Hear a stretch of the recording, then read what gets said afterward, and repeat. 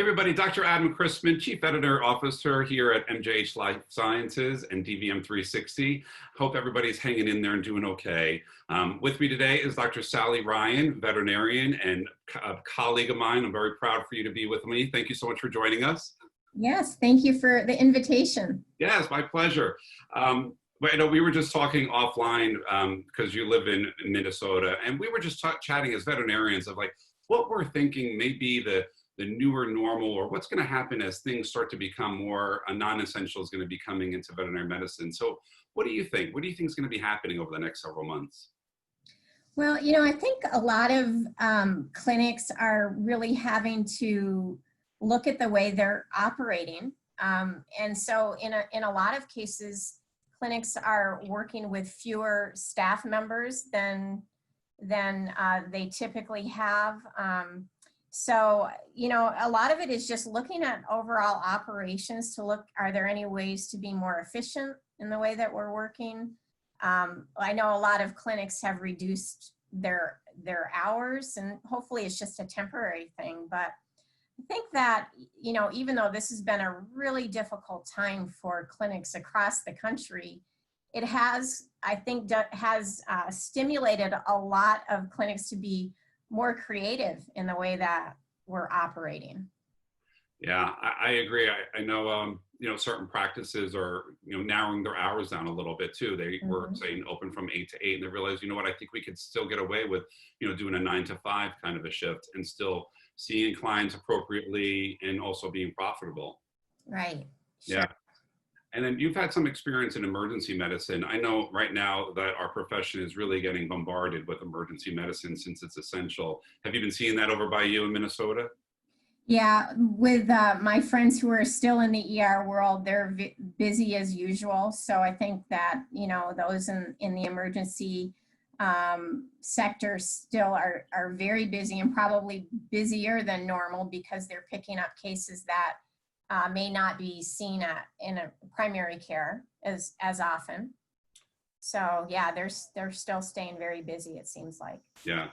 And you speak very well about self-care and taking care of yourself in this profession, whether it be a veterinarian, a veterinary technician, or a receptionist or whatever. What are some pieces of advice that you would have for, our profession as we're trying to transition into a newer normal?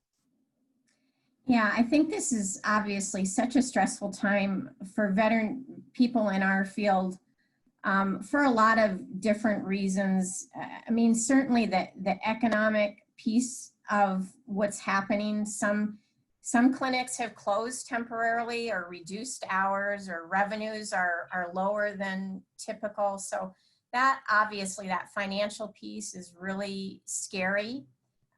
Some people have been laid off, or their hours have been cut. So there's some real issues there. And then of course there's all of our concerns for health, not so our personal health, but the health of our team members, and going home to family members and being concerned that maybe we have brought a virus home to our family members. And so there's just so many stressors that people in our profession are dealing with right now.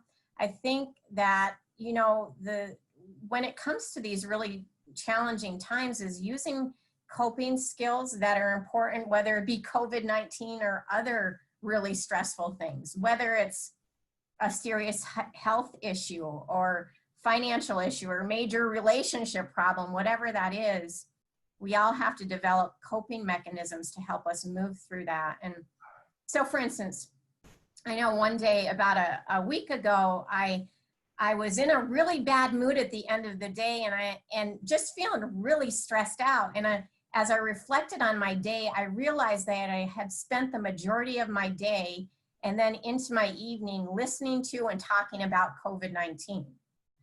And what I realized is that yes, I need to be current on COVID-19, and I have to talk about it for my career, but do I need to watch 4 hours of it on CNN at night?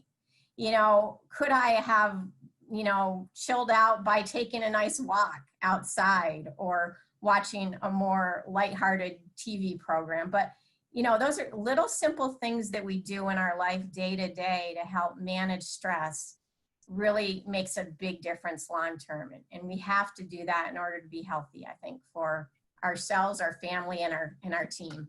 Absolutely. No, thank you for sharing that. And just changing gears a little bit, I mean, on a lighter, hopefully positive note, we have some new graduates that are joining our profession. And any pieces of advice that you may have for them? I mean, COVID aside, just joining this wonderful profession that we're in, what are some pieces of advice you would give to our new grads? Yeah, well, you know, I have a new grad in my family too, just graduated from college. And Oh, so nice. graduating from college during the COVID pandemic is a little bit daunting. You know, I wonder, can you ever get a job? And we were really lucky. My son did find a job, thank goodness.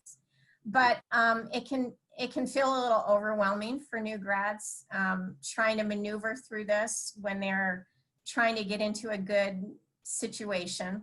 I think that we just have to be diligent. You know, I would just encourage new graduates to be diligent, just keep working at it, keep putting your name out there, and really think about the ways that you can just highlight the good things about yourself and what you can bring to an organization.